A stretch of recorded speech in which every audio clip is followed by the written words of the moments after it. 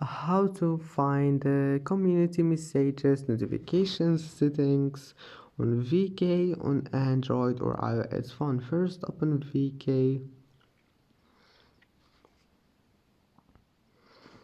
and now once you're here, click on your profile.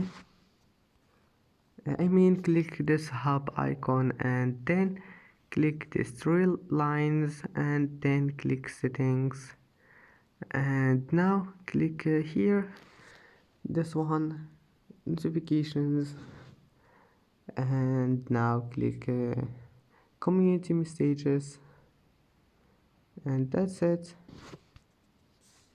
And that's it for today's video. If you like this video, please don't forget to like and don't forget to subscribe, and thank you for watching this video until the end, and see you in the next video.